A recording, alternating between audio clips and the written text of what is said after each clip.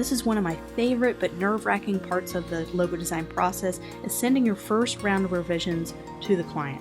So you want to put your best foot forward and really present these in the most professional manner. And I know a lot of designers, they'll put all their concepts in kind of one PDF page or one JPEG page. And I find that clients, and especially ad agencies that I've worked with, or larger kind of clients that I work with, they prefer to kind of see one concept per page. That was kind of what they like to see. So I'm really encouraging you to not put multiple concepts on one page. You could put different iterations or different versions of the same concept on the page, but really presenting a concept one page at a time, whether you send them a multiple page PDF or you send them 3 separate JPEGs. However you want to do it, I find a PDF is a little bit more professional of a format, so they don't have to download 3 JPEGs and figure out which one was first. You get to present them in the right order as a PDF. So that's what we're going to do in this class. So we have our 3 different pages, and I need to figure out which one I think should lead first, which is the one I think is the strongest, and the last one will probably be the one that I think is the weakest. And a lot of times you'll have 20 different versions, and this is when you really need to narrow it down to 3. No more than 3 concepts, but you can have multiple versions of the same concept, because you never want to overwhelm a client with a lot of different ideas, because I think it makes you look a little less professional as a designer when you're just throwing out ideas. You're not kind of fine-tuning those ideas for them and really helping them pick what's going to be the best for their company. So that's where you can elevate kind of how you're viewed as a graphic designer, is picking out what you think is the strong concept and helping them narrow that down. You're the expert in this field, is finding out what's going to work best with their business, for their business. So let's start with the first page. Let's eliminate our little bad sketch, because that's pretty ugly. That was just a little help for us. So I want to put lots of spacing between these elements, a lot of spacing, lots of wide margin. You never want to make these so big that they overwhelm the page when they look at it on PDF. You want lots of white space. They want to be able to see. So right now this would probably be too much. You know, I know a lot of designers, they'll present a logo like this, and it just, wow, I feel like I can't digest the logo. The logos are too close. Just it feels gigantic, which is not how this logo is going to be. The logo is mostly going to be viewed, you know, maybe about this size. So just kind of practicing finding out what's the right presentation size. But that's probably what I would, if I were to present this is probably the amount of white space that I would present it in. It seems like a lot, but I think it really makes a logo viewed at the proper size, not too big, not too small. And I think it looks professional this way. So you can always pop into your grids and make sure you have the same spacing on the left and right, or you could just optically, like I do, just copy and paste a box, kind of shift it around. I know it's just kind of a way to do things quicker. There we go. We're still in rough concept mode. We'll fine tune all the details if a concept gets approved. So we're going to emulate the same thing on the second page. We're going to lead with what I think is our strongest concept first, and then have our second concept. Looks like I lost a few icons there. So I'm going to go back and grab that real quick. There we go. Got my icons back. So we're going to do a similar spacing. And we can even go over here. A lot of times clients will print out the sheets that you give you on a physical paper and pass them around, maybe a group of or a team, to approve which ones they like. So a lot of times I like to keep them the same size. So I'll just drag this over and just make sure it's a similar size and concept. Make sure there's lots of spacing here. So there's a second one. This is going to move fast. This one has a little bit more kind of going on. We want to kind of separate these two ideas. So what we can do is we can see if we can't do a two-toned effect down here and show it side by side. Just since we have 2 different concepts here. But it's the same concept, but 2 different iterations. Kind of the O, changing the O concept, I guess is how you would say that. Just make sure these are aligned. So I could just group these 2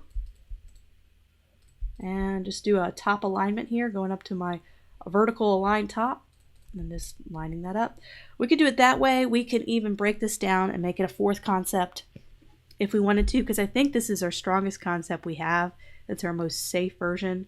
We can lead with that at the top. And this is just kind of a throwaway, not a throwaway, but you never know. Sometimes clients choose the ones that are the least creative. And not like this isn't creative, but it's not quite as strong as I think some of the other concepts are. And you know, you never know what clients are going to choose. A lot of times they'll choose the really easy one, the one you did in 10 seconds and you spent 20 hours doing all these different ideas. And just be prepared. They might disappoint you a little bit in their selection. You want them to choose the one you like the most, but sometimes that doesn't always work. So there we go, and we are ready to kind of export this as a PDF. So what we're going to do is we're going to go to File, we're going to export this as a PDF. We're going to go to File, Save As, and this is how you kind of get it to save as a PDF. And so what I love about PDFs when you export them as artboards is they will do it on pages. So I'll go ahead and show you. So I'm just going to save.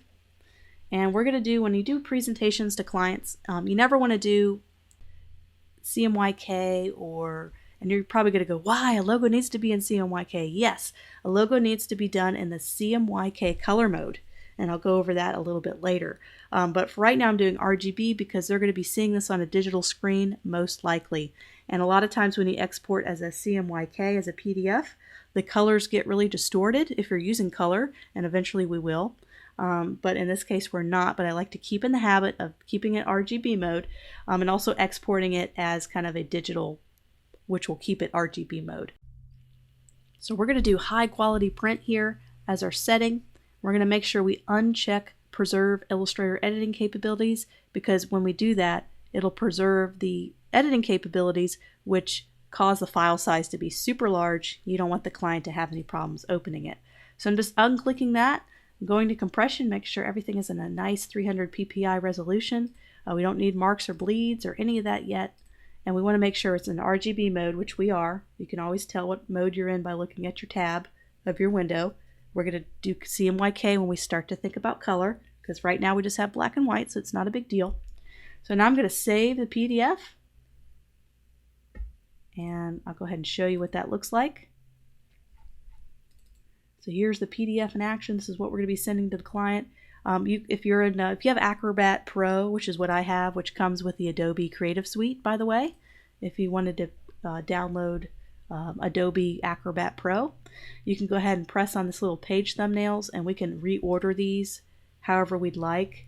Let's go ahead and zoom out. So this is our client presentation. We can reorder, and I need to go back and make that the same page size. That's not a big deal. That's easy to do. And which one is our strongest? Which one do we want to lead with first? A lot of times I'll do my safe one first. So this is our safe concept, and I can just drag this up to the top. So bringing that to the front so they can see the safe version first, and then we can present kind of our more radical version last. Okay, so we're kind of doing our safe version, our kind of middle of the road version, and our little bit more challenging version with a little bit different of concept. So here we go. We could go ahead and save this, and we're ready to send it off and email it to the client and see kind of what their initial feedback is. I always have a nice paragraph of copy that I put in my email that says these logos are in black and white for a reason, and that's because we don't want to worry so much about color. We're really kind of focusing in on concepts at this point. And I'll do a couple sentences of each concept and why I came up with this concept, because I want to just not say, here's some logo designs, have fun. I really want to have some kind of reason of why I came up with that concept. So for this last one with the negative space, we could say we really wanted to come up with something simple, concise, very streamlined. We chose the typeface because it was chunky and simple, and it reminded me of the 1920s and 30s when that type of font style was popular, which is kind of the style you're wanting to emulate with your coffee house. And just kind of going back to their branding and their mission statement and their target audience, and kind of letting them know the reasons why you chose maybe these icons. In this particular one, you chose the bean because it best represents everything. You chose the coffee mug because you feel like that's kind of more the mug that most of your target audience would like to drink out of. They love espresso and cold brew. We decided to put the espresso machine in there. There was a reason why you chose these things, and this is when you really explain to the client why you came up with your concept. And it goes so far to show the client that you're not just a logo designer, you're not just a graphic designer, you're more into the marketing space, you understand the business side of everything, you can command more money when you kind of act this way, when you kind of go that next step to tell them the branding side of things. It's not just done because it looks cool, there's a reason why. And so if you take that extra step to explain your concepting process, your brainstorming process, and bringing them into that, there's a reason why that this mug has a top-down view, there's a reason why we went with this more simplistic approach, then they can totally get on board with your ideas, and you don't have to go back and forth and go, why are we doing this? So I know that was a little long-winded, but just kind of showing you that that's so important, and elevating yourself as a graphic designer to command more money and to make yourself look way more professional.